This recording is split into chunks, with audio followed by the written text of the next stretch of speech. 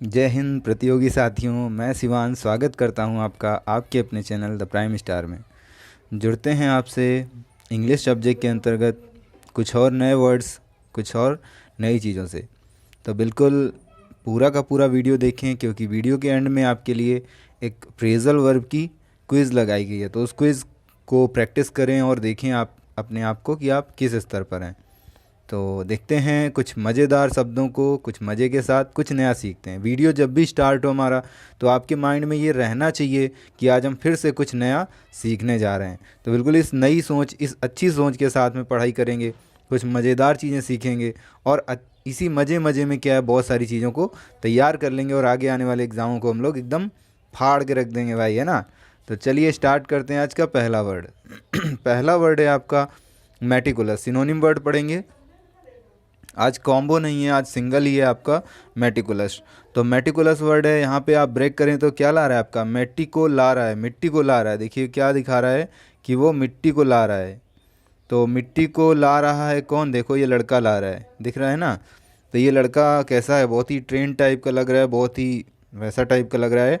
और ये मिट्टी को ला रहा है, मिट्टी को ला रहा है मतलब एक तो पहली बात देखो, इसके पसीना चूने लगेगा भी, है ना, kit kit kit kit kit kit kit ऐसे पसीना निकलेगा।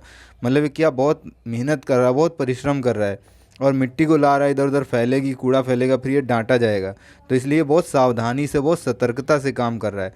तो ये लड़का कैसा है आपका, ये परिश्रम कर रहा है और सतर्क और सावधान है। तो मेटिकुलस यही होता है, मिट्टी को ला रहा है मतलब परिश्रम कर रहा है, सतर्क और सावधान है। सिनोनिम वर्ड भाई थोड़े से ज़्यादा हैं आज, लेकिन क्या करें यार, कुछ वर्ड ऐसे होते ही हैं जिनमें मजबूरी में लिखना पड़ता है, क्योंकि वो सारे वर्ड बहुत बार एग्जाम में आए हुए हैं। जैसे वर्ड है आपका पेंस टेकिंग। तो अब ये बच्चा मिट्टी ला रहा था, इसको क्या हो गया, इसके पैर में ये लग गया। तो एक बार अगर लग गया, इसने क्या कर लिया, पेन टेक किया, इसके पेन दर्द हुआ, पेन टेक किया, तो फिर ये अगली बार से क्या हो जाएगा, सतर्क या सावधान हो जाएगा। तो परिश्रम करेगा लेकिन सावधानी और सतर्कता से। तो पेंस टेकिंग का भी यही मीन्स होता है। डिलीजेंट, तो ये जो देगा, लेगा, मिट्टी लेगा, देगा किसी भी व्यक्ति को, किसी जेंटल को, किसी बुरे आदमी को, तो ये बहुत सावधानी से, सतर्कता से दे लेगा, है ना। अगर इधर उधर करेगा तो फैल जाएगी मिट्टी, फिर ये दिक्कत वो दिक्कत, है ना।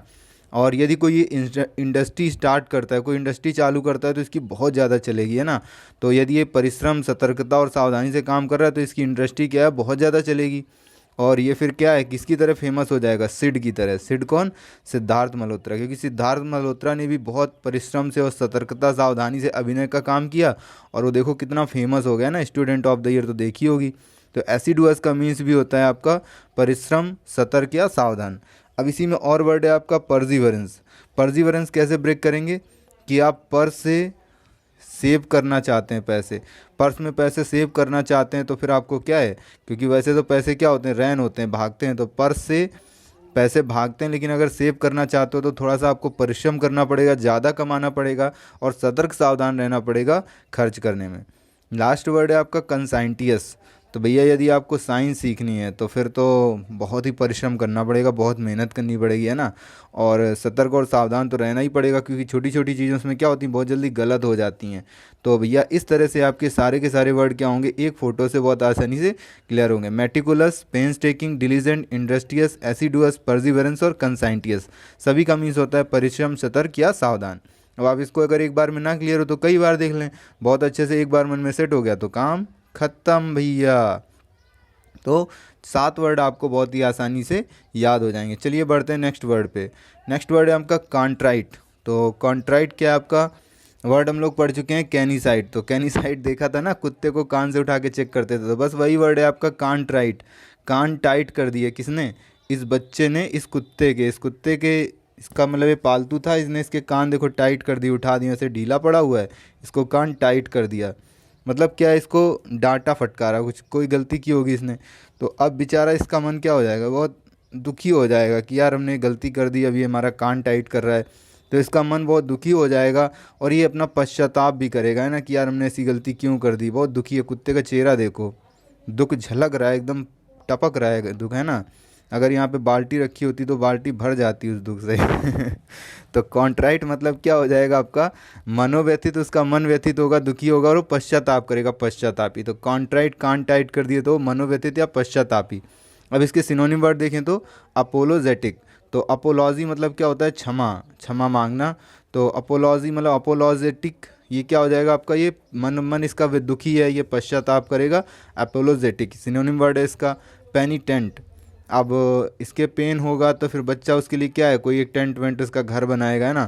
तो किसी का मतलब मन दुखी था, उसको पेन था, दर्द था, तो उसके लिए टेंट वेंट लगाए ताकि उसकी मन की जो व्यथा है दूर हो जाए, पश्चाताप वो ना करे। फिर रिपेंटेंट, रीपेन दोबारा पेन हुआ उसके, दोबारा पेन हुआ तो फिर क्या है, फिर से भाई कहीं ना कहीं पश्चाताप, मन की व्यथा उसके दूर करेंगे। तो या फिर इसको ऐसे भी क्लियर कर सकते हो, एक आपने स्टोरी पढ़ी थी टॉम की थी, टॉम सायर की, है ना। तो रीपेंट करना पड़ा था, जो आंट ने उसको दिया था काम, है ना, उसको दोबारा पेंट करना पड़ा था उसकी गलती के लिए, उसके पश्चाताप के लिए। तो उसके पश्चाताप के लिए उसका मन बहुत दुखी हुआ था पेंट करने में, लेकिन उसको बार बार पेंट करना पड़ा था, उसकी चाची ने उसको काम दिया था। तो कॉन्ट्राइट, एपोलोजेटिक, पेनिटेंट और रिपेंटेंट। तो पेनिटेंट रिपेंटेंट सेम सेम वर्ड हैं, इसीलिए हमने लिख दिए हैं। एक साथ राइम बना के याद कर लें, सबका मीन्स होता है मनोव्यथित या पश्चातापी। चलिए नेक्स्ट वर्ड देखते हैं। नेक्स्ट वर्ड है भैया एब्रोगेट। देखो कौन सी मूवी का ये सीन है भैया, तो क्या है कि ये तो सभी को पता होगा कौन सी मूवी का सीन है। तो कौन सी मूवी का सीन है भैया, ये सूर्यवंशम मूवी का सीन है। क्या कह रहे हैं ठाकुर साहब, जाओ निकल जाओ मेरे घर से तुम दोनों। तो ये दोनों क्या करें, ठाकुर साहब प्लीज़ माफ़ कर दो बाबूजी, हम कहाँ जाएंगे, आप अपने फ़ैसले को रद्द कर दो, मान जाओ ना। तो ठाकुर साहब ने वहाँ पे हिंदी में कहा था या इंग्लिश में कहा था, ए ब्रो अब तुम गेट की तरफ निकल लो। वैसे तो उनका लड़का था ये, लेकिन इन्होंने क्या कहा है, ब्रो तुम निकल लो बेटा गेट की तरफ, है ना, तुम निकल जाओ घर से। कहते प्लीज़ बाबूजी मान जाओ, रद्द कर दो अपने फ़ैसले को। तो एब्रोगेट मतलब होता है आपका रद्द करना या निरस्त करना। तो रद्द करना निरस्त करना ये होता है एब्रोगेट का मीन्स। चलिए सिनोनिम देखते हैं। नलीफाई, नल वर्ड कहीं भी मिल जाए, नल मतलब नल एंड वॉइड इडियम पढ़ा था ना हम लोगों ने। तो नल मतलब होता है जीरो, तो नल, नलीफाई है एनल, तो मतलब जीरो करना, उसको रद्द करना। तो रद्द करना, निरस्त करना, नलीफाई है एनल। वहीं पे आपका क्वैश, तो क्या है, किसी ने ऐश किया, लेकिन अब ऐश उसका क्या हो गया, क्वेश्चन में आ गया, उसका प्रश्न में आ गया, अब उसका ऐश क्या हो जाएगा, निरस्त हो जाएगा, वो ऐशो आराम की ज़िंदगी नहीं जी पाएगा। तो क्वैश मतलब होता है रद्द करना या निरस्त करना, उसका ऐश अब निरस्त हो गया।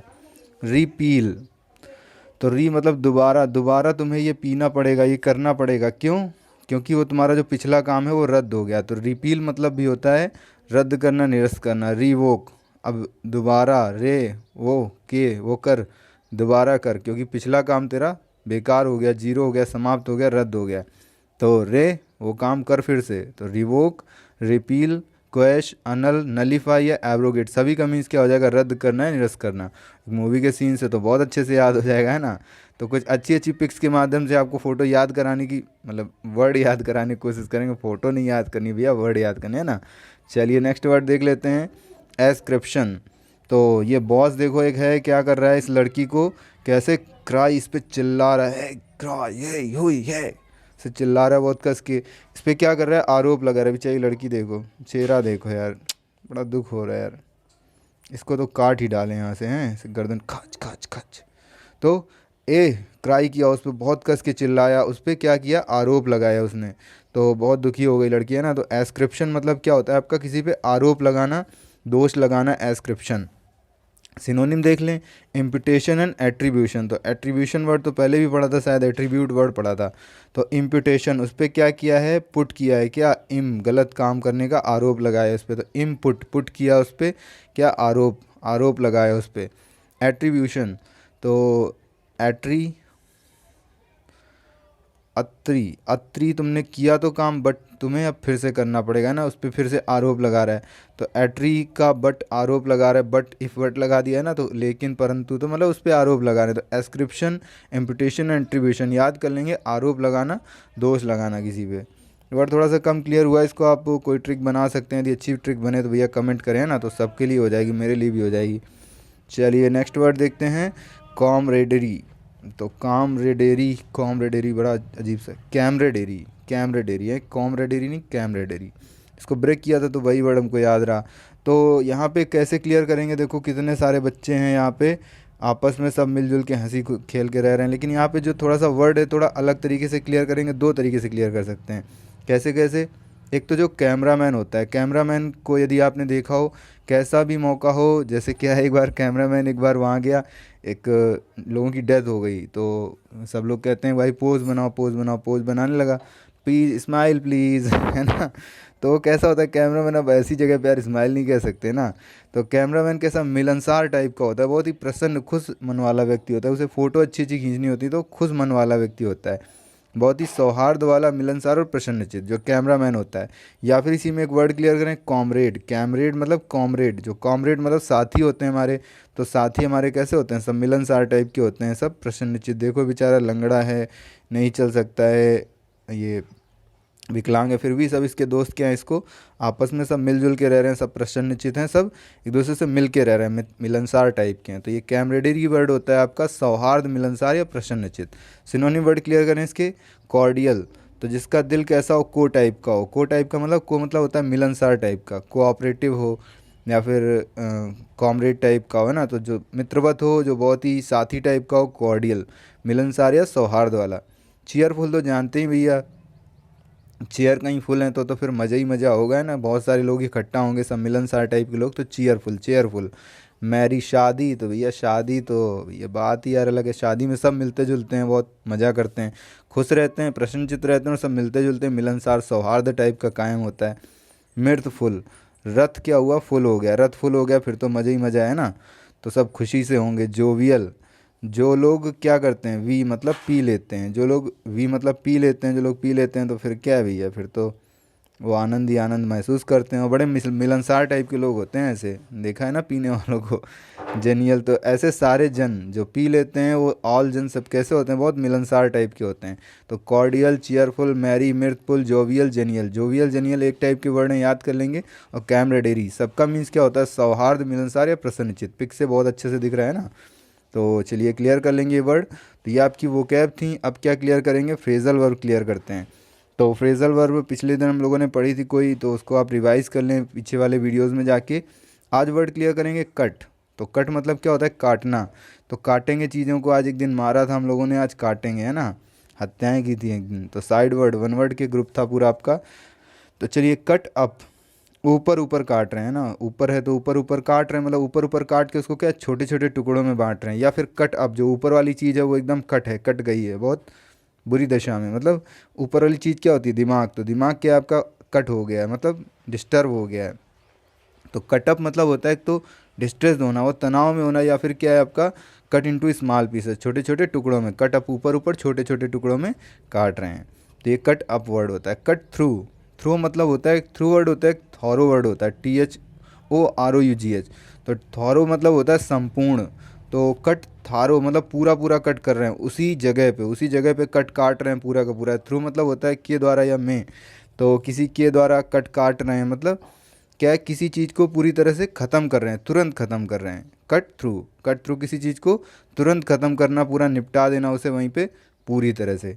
तो कट थ्रू का मीन्स क्या हो जाएगा, इंग्लिश में बोले तो deal with an issue quickly, बहुत जल्दी से, बहुत तेज़ी से निपटा देना किसी मामले को। कट थ्रू, तुरंत ही पूरा पूरा निपटा दिया।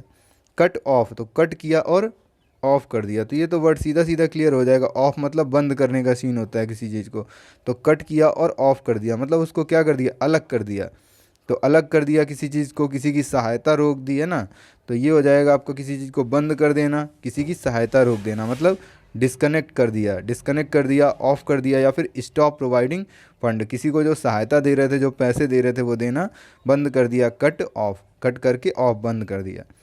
कट आउट फॉर, तो कट आउट, कट करके आउट बाहर निकाला है किसी के लिए, तो किसी के लिए कट आउट करके बाहर निकाला है, क्या कहते हैं उसे, तो भगवान ने मेरे लिए ही बनाया है ना, मेरे लिए ये रूप दिया है, तो ऐसा कुछ बोलते हैं। तो कट आउट फॉर मतलब वो मेरे लिए क्या है, एकदम उपयुक्त है, सूटेबल है। तो कट आउट फॉर मतलब होता है उपयुक्त होना, कट आउट किया गया है मेरे लिए, फॉर मेरे लिए, तो या किसी के लिए भी यार, मेरे लिए नहीं किसी के लिए भी।